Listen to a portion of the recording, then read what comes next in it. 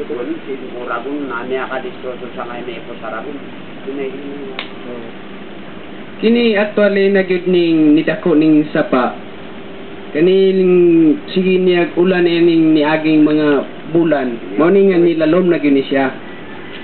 So na unsa may tinubdan ani nga tubig nga ga-supply ani nga ang natural lang ani kining gikan lang ni spring diri sa hardin. Dili pa kay dagko o dagko. Oo. Mora man na gikan sa source sa tubig. Karon nganong ni dagko man ni unsa naman nay gisudlan ani nga tubig? Ang quarry sa kuan na sila gipaambak diri nga imburnal. Gikan diha sa ilang quarry dito sa taas. Ug napod tong ilang kuan dito pikas nga karsada diri na pud nila gipaambak. Ug katong quarry na pud nila dito nag-agi sa likos na may likos ana ipagngalan nila likos ana nga mong kuan diha boundary pud diha. Diha pud nila gipaagi ang ilang sapa nahibok kay bali tulo na nakatubig ang padulong diri. Mao na ni sige siya kusog ang tubig, mao na ni nagkalalom na gid ang among sapa. Doon na ba'y diferensya sa gilawmon sa sapa sa una ug hangtod karon? Na kayo kay makita man karon. Sa una mabawra kayo karon halos duha ka dupa na ang gilad nun. Mga 10 feet na karon ang gilad nun. Kung lalong paning sapa sa una, natural ba sa una mga tao nga ilubong nila ilang mapatayng lawas duol sa sapa? Dili mahimo. Kay murag di man putingali nila ibutang og alang-alang ang ilang patay. Natural ilagyo na siyang ipalayo-layo gyud. Ipalayo-layo dipinsahan pagani ug unsaon nila. Pero karon unsa may nakita nato karon? Ang nakita nato karon mao ni nga tong timailhan sa ilang sigig baha. Nakita na gyud ang ulo sa kalabira, bukog, mga kamot ug iyang spinal cord. Halos nawala na gani ang kaputol na anod na. Dagan ba mga patayng lawas, mga kalabira nga nangaanod sa inyong pananaw?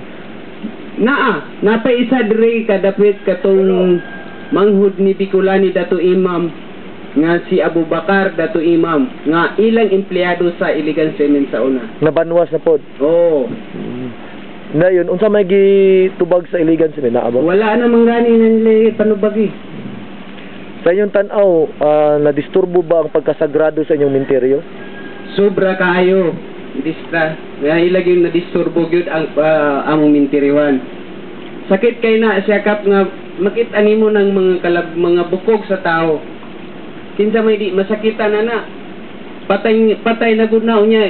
Imo pa nang ipaano dilang mga bukog. Dili naman na sila ka istorya, dili na nakalihok. Unsa ka kusog sa tubig diri karon gyud? Kusog kayo kay hasta ko ng mga dagko kay mga boulders, mga anod. Diri? Oo. Mo po ni katong hinundan katong namatay? Oo. Katong bata? Katong bata atong July 7, 2008. Aman to diri ni Agi? Oo, diri na gyud ni Agi. Dili na ninyo Dili na safe kay mismo katong ganing babae nga kanang vice president niya, hapit niya, tabangan unta niya pero dili man niya makakuan kay lalom. Lalom. Kusog kay pangbaha. Sigurado ba mo nga kani tungod sa pagmina sa Iligan Cement? Mao gyud. Sa una nga wala pay pagmina. Amo sa unang wala pay pagmina kay mga gagmay pa man di pa kuan na tao ng pagmina. Wala may kuan dire problema tingali kay silang papa gani. Wa may kuan kay laning dili na gani pud sila usay mga ligo man laba. Lagi. Unsa may panawagan nimo dan sa planta sa ICC? Ang akong panawagan sa planta sa Iligan Cement Corporation kini unta tagaan nila og atensyon. Kung unsay problema dire sa kining distroso nga menteryo, ila ning tagaan og ayuda. O kining among kuan pagpuyo, kining ilang pollution hangtod karon bisa gani tambal wala o kuy makita nga tambal isa ka buk aspirin. Wala gyud. Sa inyong kuan dan kani menteryo lang do na ba ni siya maka-epekto ba ni sa mga komunidad o mga katawhan sad makadaot ba ni kaning sobrang pagbaha-baha? Sa mga umaabot kayo, dili man nato malikayan usahay baya kining kuan daghan na bay maparehasa nato ang ining naasa Luzon nga usahay maigo bay na siya daghan na bay nangamatay nang anod unyag mo'y bubuto dire nang maigo ta dire Buhawi. Patay gyud unya dili wala ikasiptihan nato. Kini nga tong mga kuan diri, mga residente usay pagkuwari ko na sila unya mo mabanlas diha sa mga tao mo erosion sa mga balay diha. Di tabunan ang mga balay diha. Kaning inyong pribado nga yuta na kankan gyud ni nakuhaan. Oo.